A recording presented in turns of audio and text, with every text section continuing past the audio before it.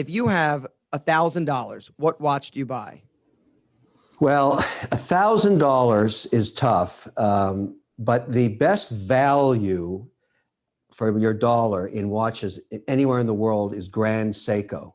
I knew you were going to say that. Yeah, Grand Seiko has proven itself and just recently released a series of new calibers, which will be coming on the market probably at the end of this month or December, just before the holiday, that rivals anybody's technology in terms of accuracy. It's, you know, I hate to say this, but it's as good, and I won't mention the other names, but I have had a preview of the technology and seen the movement. It is probably the best movement in the world currently. And they have done something that even the great Swiss companies are challenged to do. Their accuracy now is incredible. And there's mechanical watches. What about $10,000? Let's jump up. All right. Oh, I think a lot of people are watches are an aspirational thing, right? You know, something that you said to me that I absolutely love when we were talking about watches was, you know, there are conversation starters. There's always typically a story that goes around, you know, with a watch. And so it's a great, you know, conversation piece.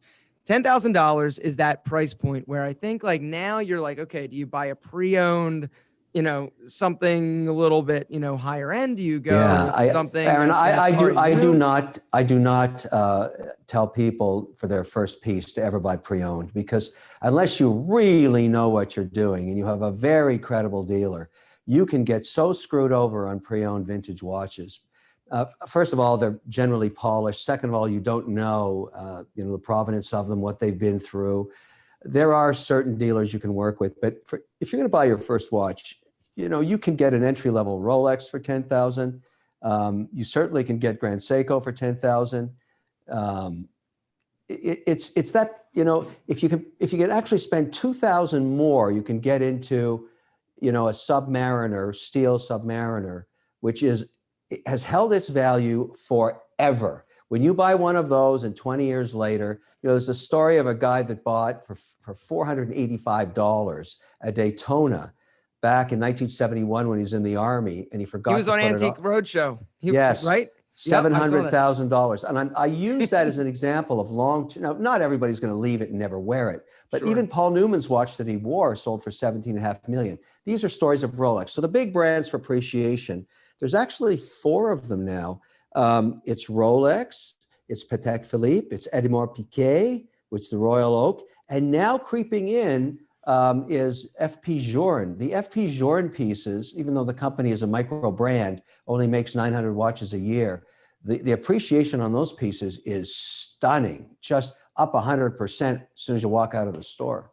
All right, good deal. Now, are you a car guy? Yeah, to a certain extent. Yeah, except it's really hard to inventory cars. After you buy 3 of them, they become a real pain in the ass. Where do you put them? What do you drive? Daily driver. I'm now driving a vintage Porsche Carrera 4-wheel drive, 20-year-old. I keep it in perfect condition. And I just bought, just for the hell of it, a Ford 150 pickup truck, because the thing is like a rolling living room. It's got so much stuff in it. Yeah, I couldn't help myself. I wanted something funky chicken and with a little room in it. So, you know, I'm going to put an Easy Rider rifle rack in the back window and just going to ride around.